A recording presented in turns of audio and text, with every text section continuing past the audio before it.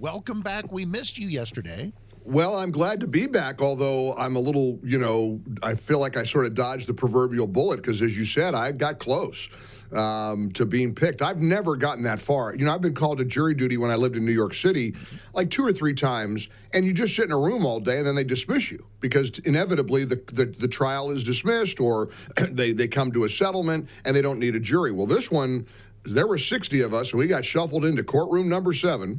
And we all had to explain why we should or shouldn't be on this jury. And you walk in. Now, first of all, you know me. You know True Crime Mike. Yes. The only time I've been inside a courtroom is an episode of Forensic Files. Yep. So I'm just fascinated by the whole thing. I'm like, ooh, there's the judge. Ooh, there's the defendant. And there was a youngish man in a white starched shirt sitting at a table with his defense attorney facing us, looking us all in the eye, which is a little scary. And I'll tell you why in just a moment. On the other side is the chippy, cheery attorney for the prosecution. She's standing there greeting us all. And they know where we're all seated. They know us all by name. There were like 55 or 60 of us all in rows. And there was a grid where the judge, when he called you, he knew exactly who you were. And you were to stand and you were to explain what the hardship could be. This was during the voir dire process, where they're going through the jury selection, system. And some of it was just kooky. Well, I don't really want to be here. I deliver newspapers, and if I don't deliver papers, I don't make any money. And look, this is a real financial hardship for people. I totally understand. I mean, there are lots of people who, our policy, Salem has a policy where apparently we get jury duty hours. And as an employee, we're compensated. Well, not everybody has that luxury. There are people that are entrepreneurs. There was a guy, I'm a truck driver. I don't drive. I don't make money. And the judge was really good. I forget his name. I think it was Esposito, but he was just warm and smart. He said he'd been doing it for 40 years. I mean, he was just a great guy. Anyway, I'm trying to come up with in my mind, because they say this could last several days. Right. The young man was being brought up on cocaine and heroin distribution charges. And then what got interesting was the prosecutor read a list of the potential witnesses. Right. 2 of them were from the medical examiner's office. He killed somebody. Well, somebody died. Yeah. I mean, I think that may be the trial. I mean, I'm trying to speculate, and in fact, I'm asking Roger P. Schulman, our resident news hound over here, to look up the case, because I'll bet they're saying the prosecution is saying that he distributed drugs and somebody died, and that's the nature of the trial. So, and there were a lot of people. One woman started crying. She said, "I lost my son to a drug overdose. I don't think I can be objective." And so she was dismissed. Well, I'm thinking, what am I going to say? Because I'm a pretty smart guy. I know it's my duty to be objective. But you know me. I mean, I happen to have Gallagher's Heroes, the Fallen Officer Fund, which is a pro-police foundation. I've spent hundreds of hours riding with police officers. I give cops the benefit of the doubt.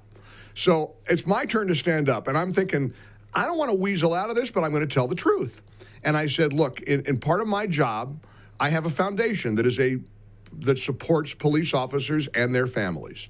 And I will tell you that I give police officers the benefit of the doubt. I know it's my duty to be objective, but I'm not sure I can because I'm so pro-police. Of course you could. Now, okay, go ahead. Well, wait a minute. Let me finish this. So that's when the defense attorney, I see her immediately write down a note about me as I'm speaking. I'm thinking she said, that's a hail to the no for this guy. That guy's gone. We don't need him. The last thing we need is a pro-police. And I don't... But it was like getting voted off the island, Mark, because then when you come back from the break, you all shuffle back in and everybody's sitting on the benches and the judge goes row by row. Row 1, Mr. Smith, Mrs. Jones, Mr. Gallagher, you are dismissed. We get up and we walk out. One woman literally said, yes, yes, yes. I couldn't believe it. I mean, she was the lady who didn't like cops very much. So Judge Jeff Probst voted you off the island and revealed the result. I was off the island. But let's unpack for just a second, because I'm glad you brought it up. It's a fair thing to bring up, because actually I would think the attorneys for both sides should be able to evaluate whether your pro-police activism would make you more or less a fit for the jury.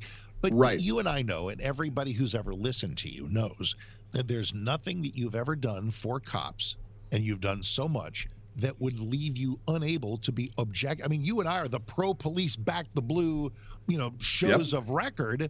But when something goes wrong, or if a cop misbehaves, or if there's something that's not right, we're not going to muzzle ourselves because we're pro police. We're going to speak up about it because we're pro police.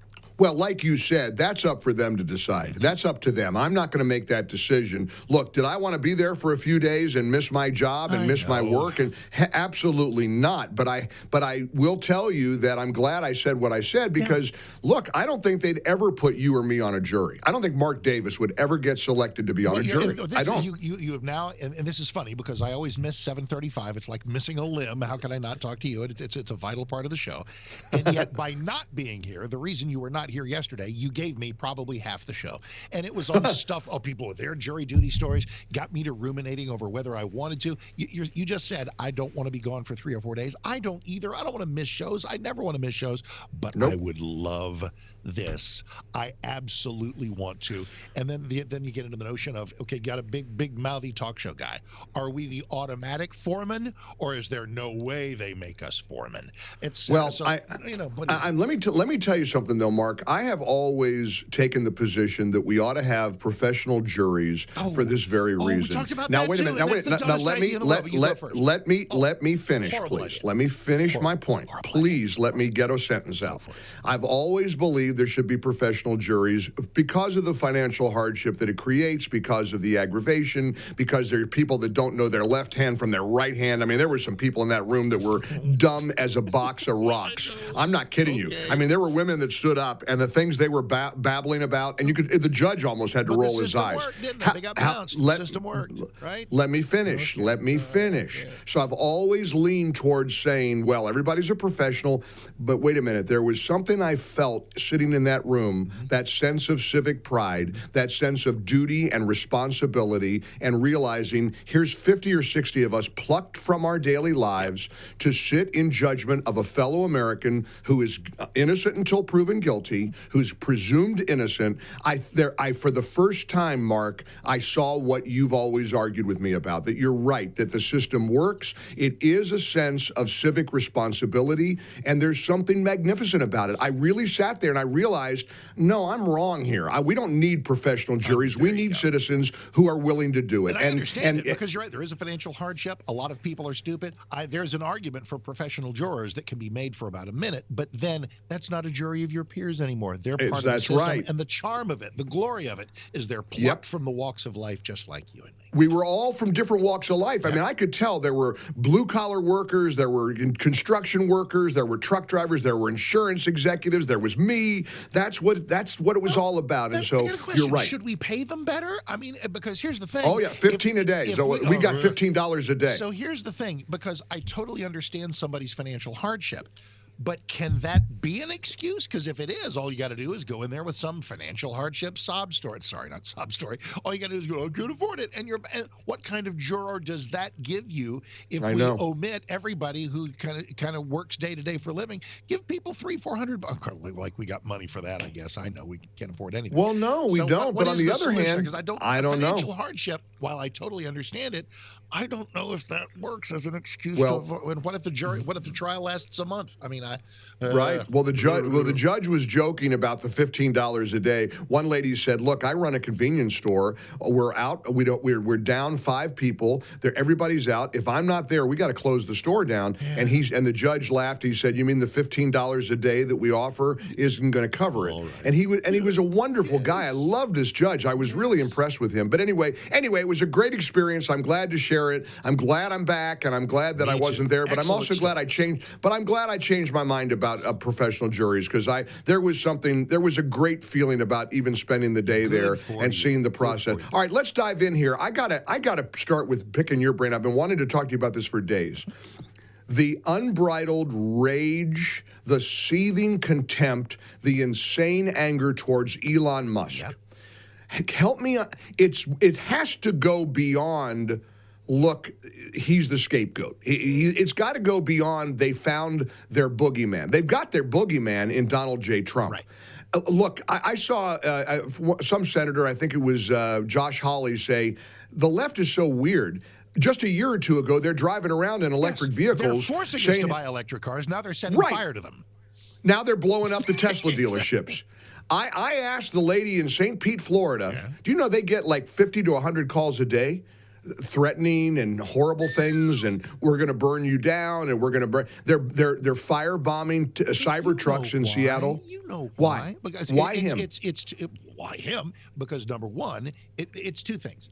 Alliance with Trump will make you the evil enemy. If Trump is the evil enemy, then Trump's allies are evil enemy adjacent. Right, so you have that. Right. And also, there are a lot of people who can catch a lot of grief from the left for siding with Trump, but when it's somebody that it almost feels like a betrayal. Elon used to be cool for them. Liberals like social media. Liberals like space. Liberals like electric cars. EVs. They love electric cars. But now this guy who's been emblematic of so many things they love is now over on the dark side, not just siding with Trump optically, but doing what is kryptonite for every liberal, making government smaller. Whoa. So the reason they hate him with the fire of 1,000 suns is the change is real. I think you're right. And the other part of it is it's not all organic. I mean, it's not all spontaneous. We got a whole lot of nefarious actors, Act Blue, Soros, all these big organizations that are funding these protests that are taking place. So a lot of it is just not even authentic. But I got to cover this with you. Have you followed the murder of the InfoWars guy? The reporter. Alex Jones's associates, what happened to him? One of his top writers, he was shot dead outside his home. Yeah. And you know what scares me is you said what happened to him. Yeah. Because if this had been somebody on our team or NBC or God forbid, we'd be talking about it. Yeah. But it's InfoWars, so they don't even cover it. The last post this guy retweeted was how liberals have become so violent. Yeah. That was his last retweet. He retweeted Elon Musk saying liberals have become violent, and he was shot dead outside his apartment in Austin, a couple of miles from the InfoWars studios, and nobody's covering this, Mark. And it should be covered as the crime that it is, and yet we have a little bit of a logical challenge here, and it goes like this. Do we instantly go to, well, Alex must be onto something and his staff needed to be killed, or was dude just in the wrong place at the wrong time? And it could be one or the other. They don't have any suspects, apparently. They have nobody in custody. So it could, it could be random. It could be something that was a robbery gone awry.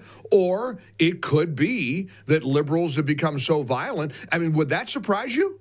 Would that shock you, considering what? Look, we're having a debate right now about a Hamas-loving non-citizen being deported, and the Democrats, and they're absolutely in his corner. Democrats will always favor the foreign national over American citizens. If they were deporting Alex Jones, the left wouldn't care.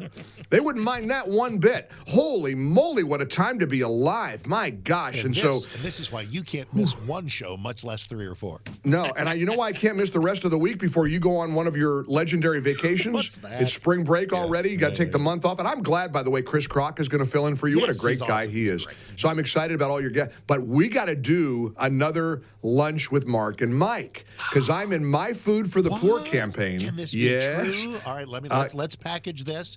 Let's talk about it some more tomorrow.